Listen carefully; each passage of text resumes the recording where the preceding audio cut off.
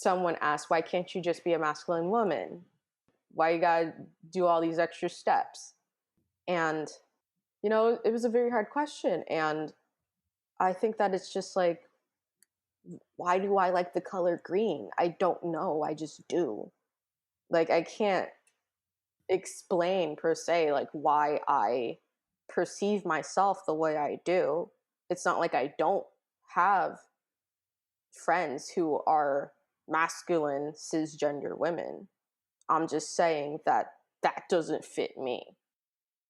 Hello and welcome to the 50 Shades of Gender podcast. We get curious about all things gender, sex and sexuality, as well as relationships, feminism, the inclusive kind, mental health and kink, and all that makes us humans unique and diverse. From body positivity to body dysmorphia, it's all welcome here.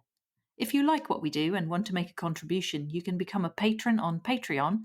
Visit patreon.com/50 Shades of Gender or buy us a coffee. Links are on the website. Now join us on a journey of inclusion, acceptance and respect. I'm your host, Esther Lemons. I am a cis queer woman and my pronouns are she and her. In this episode, I have a conversation with Dorothy Pierre-Louis, who uses he, him, his pronouns. His nickname is Theo, spelled Thyo. He is non-binary and also uses the labels bigender and transmasculine, as well as toric and graysexual. Find out what that means to Theo in this episode. We also talk about discovering identities beyond the binary, having the language to describe how you feel, experiencing attraction to attributes like softer and firmer rather than gender, being on the asexual spectrum as a raunchy person, aesthetic stereotypes and how they can vary by culture or country, and the challenges that arise when trying to communicate who you are to the outside world. At one point, we get stuck on trying to think of the name of the person behind Philosophy Tube. Her name is Abigail Thorne. To clarify some terminology that is used in the episode, AFAB is assigned female at birth, and allosexual means to regularly experience sexual attraction to others. It was recorded on the 24th of August 2021. Now let's get into the episode. Hello and welcome. What's your name? Hello, my name is Dorothy Pierre-Louis, but I go by Theo. Hello. Well, welcome and thank you for talking to me. So tell me about your gender experience. So I would say the simplest term to describe who I am is non-binary, but within the non-binary umbrella, there are like more niche and specific terms that I use to describe myself, including bigender. What does being bigender mean to you? So at face value, it means that like anyone who feels that they are more than one gender or a combination of two genders. And usually that model can look like, oh, I feel like a man and a woman at the same time. It doesn't necessarily have to be man, woman. It's like sort of like pick any two flavors you want of ice cream, where you could like, you don't necessarily have to feel man and woman. You could feel woman and non-binary. You could feel two different types of non-binary genders. Like say, if someone was like, oh, I identify as say a demi boy and a gender at the same time, that would still count as bigender because you're still identifying with two gender identities. That's so interesting because I think a lot of people assume, and that's kind of what I had in my head, I think as well, like bigender means man, woman, you have sort of flavors of both those, but it doesn't have to be the binaries, you know? Yeah, that's interesting. So how did you arrive at that? It took a really long time of like my gender journey, and I'm still on my gender journey. I think personally for me, my gender is not static. It's very dynamic and it changes with time. It changes as I grow and learn about myself. Because when I was younger and still trying to, before I had language to like describe the feelings I was experiencing, I was the sort of person who was like, oh, I'm like a gay boy in a girl's body. And I would use like language like that to describe what I was feeling. And then as I got older, like maybe I would say towards middle school, that I found words like trans that actually like started making sense.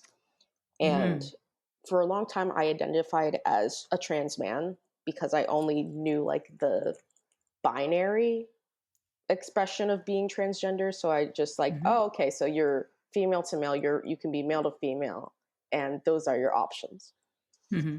And I think it was like towards the end of high school, and as I was entering college, that I realized, oh, like non-binary is a thing, and maybe that is a term that might fit me better. Mm. You also mentioned transmasculine in your sort of labels that you gave me. Yeah.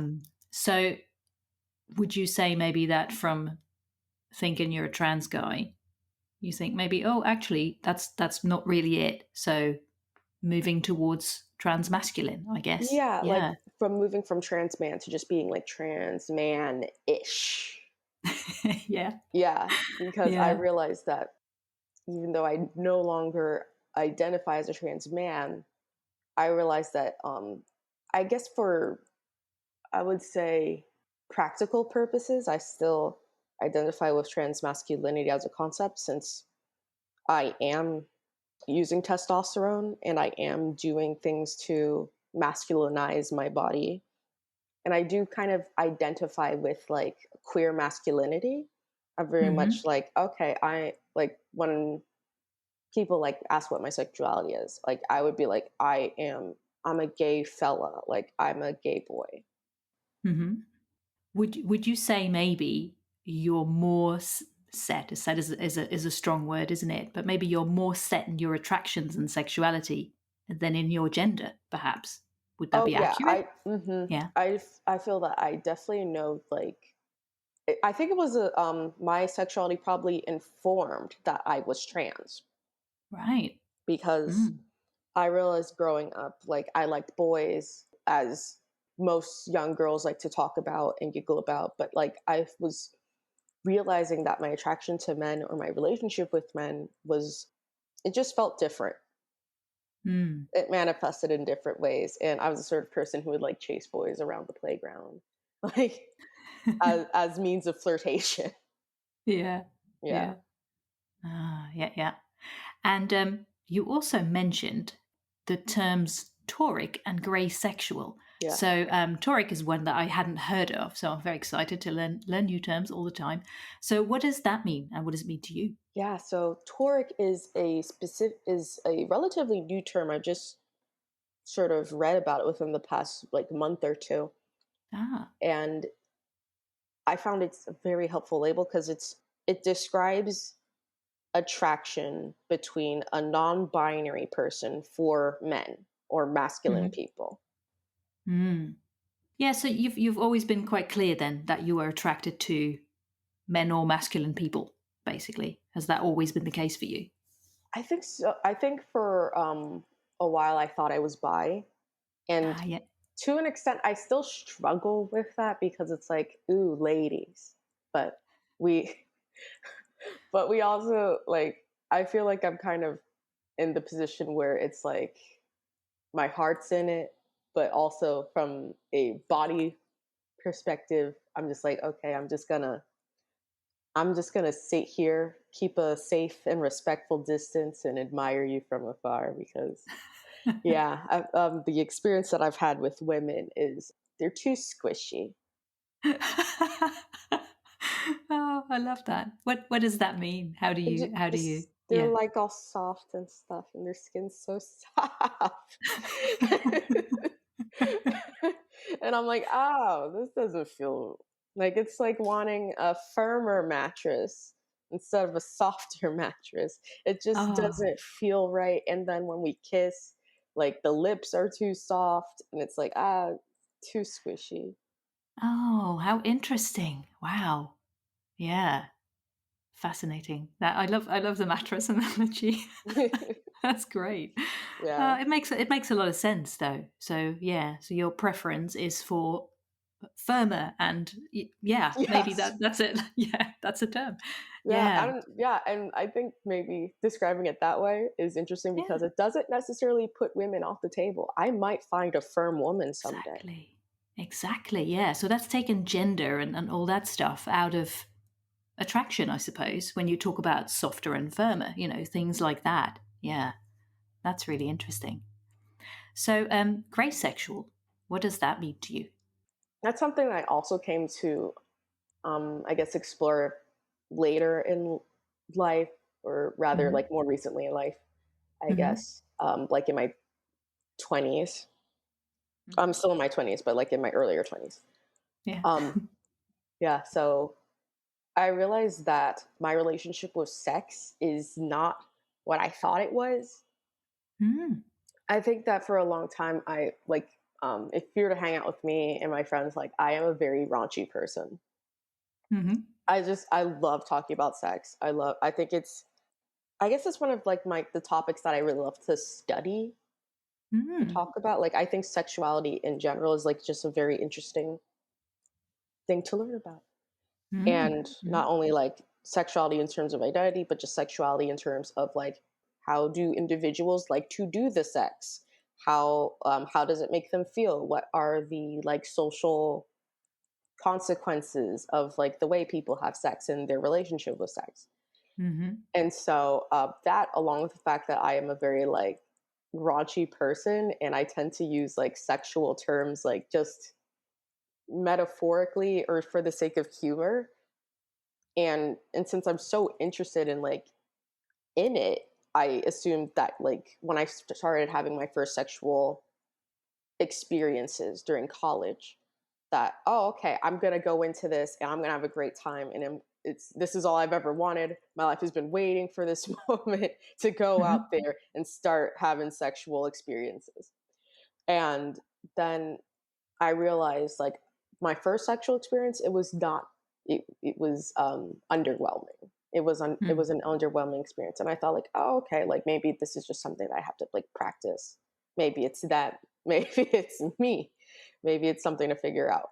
And so Mm-hmm. as I got more experience, I realized, oh, I don't think I'm really getting I don't think I'm getting as much out of sex as my sexual partners are. And during college I met someone who described themselves as asexual. So they described that they feel no sexual attraction to people at all, but they still like to date. They still liked, romance and holding hands and stuff like that. And thinking about that, I started to, I don't know, sit myself down and think about that. And it was really Mm-hmm. funny because in the past I had like this very like non-charitable view of asexuals. I Mm-hmm. thought that they were like all boring, and I just thought that they were boring because they didn't like sex, or they didn't want to have sex, or they were just like prudes, and you can't talk about sex around them ever. And that's all I ever want to talk about. So it's like, oh, I guess I would never get along with an ace person. But no, like I made a couple of ace friends, and we did talk about sex, or rather, we talked about like the fact that our relationship with sex is just different. Mm-hmm. And then I started learning about the term graysexual, which it falls under the umbrella of the asexual family. So graysexual is a liminal space. I would describe it as sort of like the equivalent of this liminal space, similar to like the liminal space that non-binary inhabits, or the liminal space that bisexuality or pansexuality inhabits, because it's this middle space, this blurry middle space where you're not ace, but you're not allosexual either. And allosexual just describes the opposite of asexual, and most people Mm-hmm. would probably fall under allosexual. Mm-hmm. But graysexual, for me, it means more that if I were to use the term allosexual, it just feels like misadvertising, because it's like it would just be like, oh, someone thinks that I'm sexual, and I'm like, no, like you'll probably get that on like a really special day on a Tuesday, like on some Tuesday of the month, and the sun is in alignment with the planets, and like all of this stuff. Ah, yeah. Yes, Yeah. it's like my drive to want sex is very low. It happens, but very infrequently. Do you have like an idea of what does make it happen for you? Is there a specific something that you recognize, maybe a specific situation or a particular person, or is it really just random and it's very sporadic? I think it manifests in different ways. Like I mean, I would personally say that I have a good sex life with myself. Mm-hmm. Like I enjoy masturbating, I enjoy watching porn, reading erotica, that sort of Mm-hmm. thing. Yeah. But when it comes to sex with other people, I just don't have that urge as often. Mm. And Yeah. I mean, a good part of it is I think it's like I'm used to my own body and I just don't like it when other people start like trying to get in the mix. And Yeah. or I'll find that when I am engaging in sexual activity with someone, I will just focus on taking care of them, just focus Mm. on getting them off. And then when it comes to me, I'm like, oh no, I'm good. I'm good. Yeah. Yeah, I'm good because it's Yeah. like, look, this isn't going to work out for either of us. This is a futile Mm. attempt. Do not attempt. Yeah. Yeah. So in your dating or going out with people and all that stuff, how do you approach the subject? Because I think from what I've seen, a lot of people who are ace maybe find it difficult to. Maybe that's an assumption of mine. Maybe that's just the Mm. impression I get. But I mean, what I'm thinking at the moment is like, how do you approach the subject when you're dating? Like, when do you bring that kind of thing up? Because I think it is an expected thing, isn't it? Like in quote unquote normal, whatever that means, relationships. Sex is a part of it. Sex between people is part of it. So yeah, how do you navigate that? This is like really funny because I haven't really had a chance to really have that conversation that much since I only started, Mm, coming into this as embracing that side as an identity that I need to talk that I hmm. find use in Yeah. talking about with other people. And Hmm. so I think the pandemic was great for me in terms of dating. The Hmm. pandemic forced me to slow down. It forced me to since touching and sex weren't really on the table, especially in the earlier parts of the Hmm. pandemic. It Yeah. just forced me to like, get to know people. And I think I had a much better time building attraction towards people as I got Mm. to know them. And Hmm. maybe that makes me demisexual because within the ace umbrella, there's ace, then there's gray asexual under ace. Then within the gray asexual umbrella, there's a lot of little terms. Hmm. One of them being demisexual, where it's like the more you get to know a person, you feel that your sexual attraction to that individual is building, that you Hmm. wouldn't feel to any other person because it's like, oh, you just need more context in order to feel sexual attraction. Some people Mm. can look at an individual on the street and they're like, oh, that person's sexy, I want to have sex Mhm. with them. But for someone who's demisexual, that wouldn't compute and they would need more data before the Mm. horny machine starts. Mm. Yeah. Yeah. I can kind of relate to that term myself, to be honest. Not exclusively, I think, because I feel attraction, like instant attraction to a person. But then sometimes as you get to know them more, it kind of goes away. And the opposite Mm, also happens. yeah, Like attraction, I feel like my attractions can build with someone as I get to know them better and like them more. yeah, That can also increase. So I can definitely relate to it in that way. Yeah. yeah, yeah. Yeah. I just Mm. think that before the pandemic, like when I went on dates or and like engage with people, I thought like sex was just something that adults do. Mm.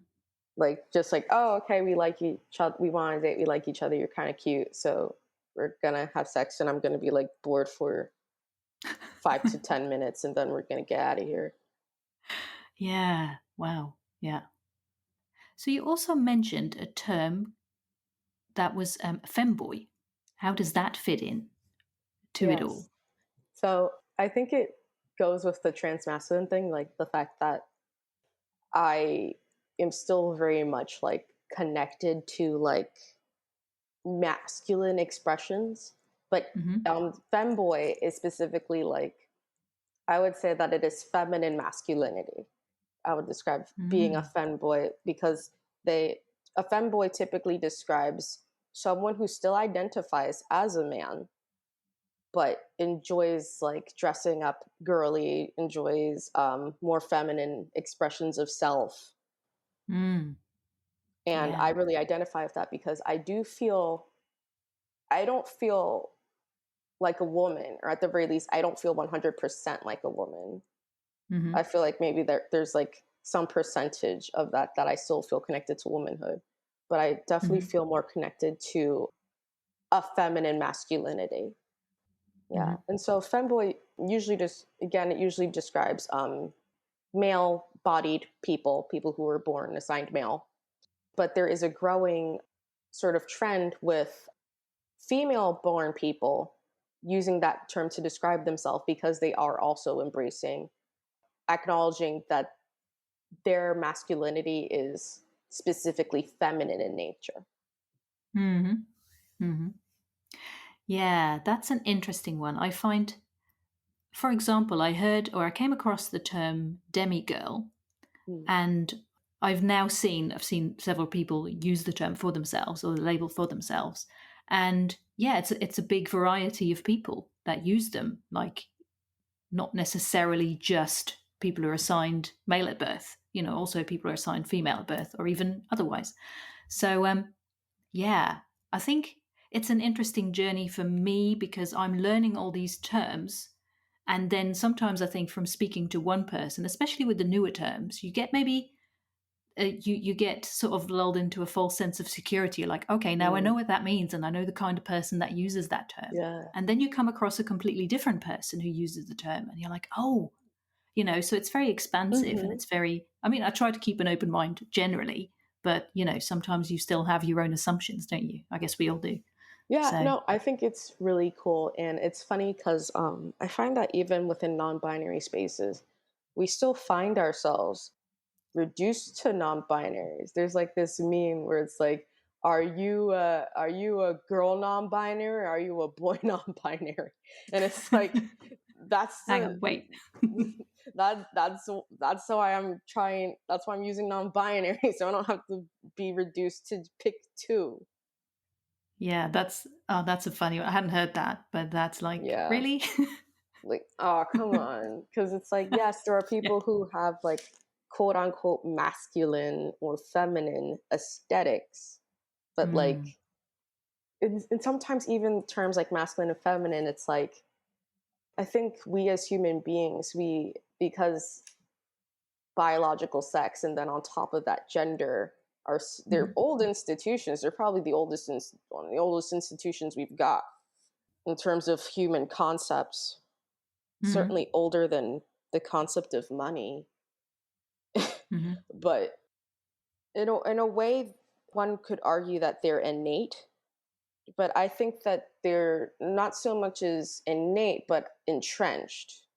mm, And I don't know what a future would look like where those terms become irrelevant, or where those terms like have a mm, different meaning, or you find, oh, mhm, instead of masculine and feminine, you find like a third thing that's neat, that's totally neither, totally divorced from either, and it's its mm. own thing, and people have a language Yeah, to describe that. But yeah. I yeah, I think that something like that might happen as time goes on and people are like just slowly taking gender a lot less seriously. Mhm, Because it's like, yeah. it's weird because I have all of these labels and stuff like that, but at the end of the day, I'm a bit of an absurdist. I think that like they only have as much meaning as I give them, the people around me give them. Mhm, And I try to be a good sport about that, especially when I'm encountering people who aren't familiar with these terms, because let's be honest, these mhm, terms are pretty new. That these mhm, concepts of these modes of existence are not common. And so yeah. I feel like I do have to have a degree of patience when I'm encountering people who just honestly don't know, and they're asking in good faith. Yeah. Like I said, I appreciate you talking to me and explaining it all, really. Yeah. So yeah, that's an interesting way to approach masculine and feminine. I mean, what do they mean to you? I guess in a way we all have masculine and feminine aspects. There's the whole masculine, feminine, and then you've got male, female, which is to do with sex, and then there's the man, woman with the genders and stuff, all the binaries, and obviously assumptions. Mm. But then, yeah, and I find some qualities, like you said, well, like what you talked about earlier, like the softer and the firmer, that we assign them masculinity or femininity, don't we? Like Mm. it's very easily done. And they're not necessarily that. Even things like being nourishing or something might be considered feminine, but it just is what it is. You know what I mean? So yeah, so what do they mean to you? Like, how does masculine and feminine, how does that show up in your life? And how do you not use them, but like, you know, how do they exist within you? Yeah, I feel like I'm in a way still going off of like these stereotypes, like still working with these stereotypes, and I'm working in, I guess, opposition to them or in defiance of them. But at the end of the Hmm. day, I'm still riffing off of a stereotype where it's Yeah. like I can imagine like what is femininity? Is that like being like wearing dresses and pink and heels and nails and makeup and all these things? Like in terms of aesthetics, stereotypically speaking, yes, at least in my American context. And there's other Hmm. countries where like those stereotypes aren't as rigid. And I think it's important Hmm. to remember that when we're talking about gender and those sort of things, it's also very regional. It's also very cultural because like Hmm. other regions of the world and countries, like they're not as fussy about who wears makeup. Like in South Korea, it's like not uncommon for men to be like fastidious about their skincare routine and Hmm. being and like wearing some makeup or just having a cuter and according like from a Western centric lens, a more quote unquote androgynous aesthetic. But Hmm. to them, that's like, oh, that's just looking like a guy. Whereas like Hmm. in the West, we'd be like, oh, he's a little fruity looking. And Yes. so I feel that with femininity and masculinity, at least to me specifically, it's hard to describe. It's just because I'm just like riffing off of like a lot of the stereotypes that I've been fed growing up. Mm. And Yeah. but at the same time, like realizing like I would say that masculinity and femininity is still inherently like just how one feels and perceives themselves. Like if Mm. someone is, they're wearing flannel and combat boots and ripped jeans and stuff like that, and they look like they're gonna like go do some lumberjack shit, but then they're like, yeah, I'm feminine. Then it's like, Mhm. well, okay, you're feminine because that's how you perceive yourself, and I respect that. Mhm. Yeah, Yeah. and Yeah. yeah, and it also it's like this. I saw this documentary in on YouTube, but I forget who it was. But I think it was Philosophy Tube, if you know her. Yes. Yeah. Yeah, and she was talking about sort of perception, Hmm. like as you're looking at at something from different angles, and then your brain Mm. is taking it all in, and your brain Hmm. conceptualizes this object Hmm. in your head. And so as I get to know people, I'm like taking in all their angles. I'm getting to know how they feel and their inner self, because like right now I can see someone who like I think that's the beauty of gender, because like I can see someone and they aren't saying anything to me, and I can have all of these assumptions in my head based off of Hmm. like my personal measurements and experiences with gender. And then when they open their mouth and they share with me what their inner world is, then all of a sudden for me, like we have connected, and their inner world just gets in my head, and then I perceive them as what they have expressed to me. Yeah. Yeah. That I find that that's a really interesting perspective, because something I've been thinking about recently is we all have our own experiences and view of the world and upbringing and all the combinations of elements that make us who we are. And they're all so different.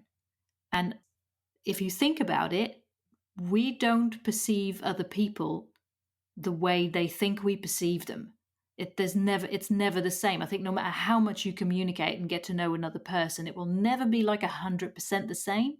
I Mm. feel, you know? Yeah. Yeah. What's her name again? Philosophy Tube. I can't quite It begins remember. with an A. I forget. Yeah. Oh, better look that up. But yeah, I did see the video actually that she put out after she transitioned. I think she transitioned kind of in the background, didn't she? Yeah, And she had she been, was and very then sneaky. yeah, and Yeah. then all of a sudden she was like, "Here I am." Yeah. Oh It's my like, gosh. wow. It People were was like, "Whoa, whoa, whoa, what?" Yeah, I don't that's know. amazing. Oh It's my god, what happened? You're like, I think honest. people. Yeah. Yeah, go Her on. transition was goals for me. Like very subtle. I want to be subtle. Yeah, yeah, And then I want to just like yeah. pop out and then everyone's like, "What? What happened?" Yeah. I've also heard people say, "Oh wow, I feel like I wish I'd been able to follow her journey more," Mm. like Yeah. from that perspective. So, yeah, I it's think that's interesting. interesting. Yeah, because Yeah. the idea of like we're fans, we're Mm. and Yeah. this idea of like transition, who is it for? How public, how Yeah, private is it? totally. Yeah. Yeah. It's obviously a very personal thing, obviously totally up to her, but it's like, yeah, I can imagine how people were like, "Oh my god, amazing." Like there you are. And other people Yeah. be like, "Oh, I feel like I've missed something now. That's part of you, you know?" Mm. Yeah, so I can see both, both those angles, I suppose. Yeah. Is there anything you would like people to know when it comes to gender, perhaps in general, or like interacting with other people, or when dating, or anything like that? Well, I don't know because I'm still figuring things out, especially as someone who has recently started using the term toric to Hmm. describe my romantic orientation or my sexual orientation, or Hmm. the few days when my sexual orientation is actually in gear. Hmm. But yeah, because this idea of like being a non-binary person, especially a non-binary AFAB person, and then I am attracted to men, masculine aligned people. So Hmm. it's like kind of hard being like it's hard navigating and getting people understand to like that I'm not just a spicy woman. I'm not just Yeah. I'm not just a quirky woman. Hmm. Yeah, so I'm still in the process of figuring that out, and I do have non-binary friends who date men, Hmm. who date cis men, and I kind of want to get their opinion on like how they navigated that and how they sort of communicated themselves to their partners. Yeah, I guess a lot of cis people might not necessarily understand, well, anything that's not binary when it comes to gender, right? And then Mm, obviously being in a relationship with someone who is questioning at least, and sort of trying on different labels for size, which is maybe simplifying it, but just for the sake of expression here. mm, Yeah, it must be. I think it can be tricky. I guess. I mean, I consider myself a cis-ish person. I guess queer at least, and both my partners are trans. So yeah, but it is like it is a learning curve, and obviously you're not just learning about gender, but you're also learning about this person. You're learning to speak their language, and like you just said, they express themselves, and then you integrate what they've said, so they tell you about who they are, yeah, and on all levels, not just gender, but I guess on mm. all levels, it's all part of getting to know someone. So, yeah, is there anything you'd like to add that we haven't talked about yet? Oh, I guess the comment on Facebook that sort of like Yeah, yeah yeah, that I was totally. talking about, and Hmm. it was I forget what I think it was called affirming photos. Affirming Edits. It's a photo editing service that specializes in editing childhood photographs to help them reflect a person's true self. So yeah, this is how I found you. So I found a thread which was I thought was really lovely, and then I found your comment as well. So yeah, what did you want to add about that? Yeah, it was sort of within the context of we were talking about like what does masculinity or what does femininity mean to you? And I found that post about affirming edits within the context of a Facebook group called Gender Discourse Fight Club or something along that Wow. line. And it is a Yeah. Facebook group where basically people who like argue for like trans and non-binary stuff, like sort of butt heads, Mm. consensually butt heads with Mm. people who aren't buying it, basically. Mm. And so Mm. this person posted like this as under the context of like trans people want to do this and like and break down gender, but then all they do is appeal to gender because the baby photos are just swapping the pink clothes with blue clothes and vice versa and Mm. stuff like that. And it's like, look. So that's why I wrote that comment sort of like with that context in my mind. Like I support any trans person who would find merit in a service like that. Someone who Mm. wants to make a gender affirming photo edit of their childhood pictures. And yes, maybe it is them changing their pink outfit to a blue one. But the thing is, like, we live in a gendered world. You know, trans people didn't do that. We were born into that. And part of what makes us feel comfortable, like what makes trans people feel comfortable, especially people with like intense gender dysphoria, is being able to just blend in. Most people, like a lot of trans people, want to blend in. A lot of trans people are living stealth after they transition. Mm. You know, they're not like, ooh, I'm out and I'm trans and I'm, yeah, Pride. Yeah.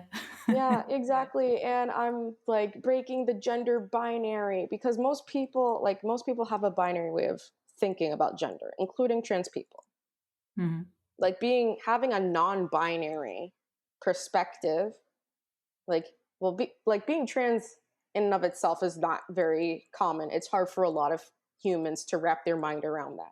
And then when you add the concept of like neither ascribing to manhood or womanhood, that's even more uncommon. Mm. So I mean, I think that asking trans people to like break the gender binary is not a fair request, and it's something Mm. that like whether you're cis or you're trans or you're binary or you're non-binary, like that's something that all of us have to talk about and work on, Mm. especially with the idea of a big part of gender is presentation Mm. and like this and alleviating the social dysphoria. I don't have a lot of physical dysphoria, but I do have social dysphoria. Like I don't like it when I'm read as a she. Mm. I don't like it when someone just comes up to me and they just think, "Oh, you're a woman." Mm. And it's like, I mean, I know that with the frame I'm working with, that's what I'm going to get most of the time, at least until hopefully testosterone starts changing that.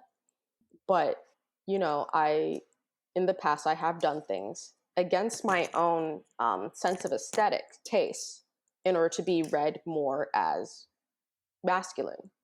Mm. Yeah. Like I would wear binders and I would wear like more masculine type of shirts and clothing Mm. and that sort of thing. And while I don't mind that aesthetic sometime, I really now I try to like femme it up a bit. Like I'll wear that, but mix it up with some feminine elements too, because that's just what I feel more comfortable with. But I Mm. did that in order to get read as masculine. So there are things in society, because we live in a gendered society, there are colors and aesthetics and codes that help outside people read you as masculine. And part of those codes is, oh, you little baby boys wear blue and they have short Mm. hair and they don't wear pink. And whether you enjoy that aesthetic or not, like it communicates something to the outside world. So for people Mm. who are just trying to like fit in and trying to like not have their trans past out in the open, they're going to do those things to communicate with the outside world like, hey, nothing to see here. that you see me as a man and you're seeing my baby photos in there and I'm dressed in pink. Like, I don't need Hmm. to alert you that something's going on here. Yeah. Yeah, and I do think it's like again, like, I'm a gender criminal. I like committing gender crimes. Most people, I a love it. lot of, well, a lot of like binary trans people don't because they just want to fit in. And Mm. I respect them. I'm not going to sit here and say like it's your duty to break the mold. Mm. Yeah. Well, when you said breaking the mold, someone used the term gender expansive the other day, which I loved, Mm, and then you using gender criminal. Like, yeah, just gender variant. Maybe, I don't know if that's a mm, good word or not, but like anyone like that is kind of already breaking the mold. And like you said, mhm, it's not their job to be part of the group of people to educate and, I guess, normalize. Although I don't like the word normalize because mm, it yeah, is normal. Although can get yeah, me started on the definition of normal, but like uh, at least normalize talking about it, normalize the yeah, conversation, and indicate just how many assumptions we really make when it comes to how we perceive people. And I liked what you just said about you don't get a lot of dysphoria, but you do get social dysphoria. So that's yeah, all about, being out and like being with other people and the way they perceive you, I guess. mhm, So yeah, it makes sense that someone would maybe want to express themselves or like dress or however they present themselves in a particular way, but then feel like that's going to backfire because people will then not perceive them the way they see themselves. So it's mhm, kind of a bit of a, you know, kind of lose lose situation, I suppose, in a way. yeah, Yeah. yeah. Hmm. Is there anything else you wanted to talk about? Yeah, I guess so. I mean, within the context of like this gender discourse fight club, it's very interesting because a lot of my friends are like, "Are you okay? Are you okay being on this site, being on Mm-hmm. this Facebook group?" Because it can get pretty nasty, especially like Mm. when you're conversating with people who are very combative in Mm. regards to like the concept of trans people or like being able to like but they have asked me really important questions and things that have Right. sort of challenged my beliefs and solidified my beliefs. There's sort of Mm. this idea of like how do you know what gender you are without using gender stereotypes? Mm-hmm. Like someone asked, why can't you just be a masculine woman? Why you gotta do all these extra steps? And it was a very hard question. And I think that it's just like, why do I like the color green? I don't know. I just do.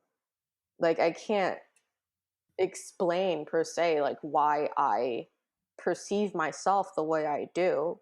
It's not like I don't have friends who are masculine, cisgender women.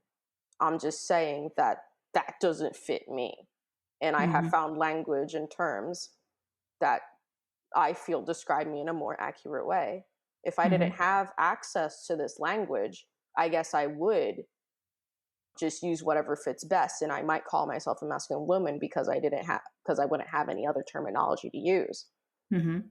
But since I do have it, then why not use it, especially since it just feels right. Mm-hmm. Totally. And I think it's great that you are part of a space where difficult conversations happen. I mean, nastiness aside, because there's no need for that, I believe. But like Yeah. asking yourself or being asked difficult questions, it's not a bad thing. It's like saying to a cis person, okay, so you're a woman or a man. What makes you that? Why are you that? Not like, oh, defend yourself, but Mm, like, just think about this, get curious. What makes you a woman? What makes you a guy? There's nothing wrong with asking yourself that. It's not mhm. like you're going to be, turned trans or something. It's like, because that's what people seem to be worried about for some bizarre reason. So it's just a matter of like, okay, oh yeah, so I just know it. I just know I am. And that's enough, you know? Yeah. Well, thank you so much for having this conversation with me. No, thanks for having me, Esther. Yay. You can find out more details on the website at 50shadesofgender.com/Dorothy, where you can also read the transcript, and you can find Theo on social media. Links are on the episode page. Thank you for listening to the 50 Shades of Gender podcast. You can find us online at 50shadesofgender.com, on social media, and on YouTube. Again, if you'd like to support us, please consider becoming a patron on Patreon. Visit patreon.com/50 Shades of Gender or buy us a coffee. Links are on the website. We hope you will listen again. Until then, stay curious and open-minded. Is it also maybe tricky to... What was I just thinking about? Hang on, it just left my brain. It's all good. Yeah. If it loves you, it'll come back. That is true. I like that. That's a good expression.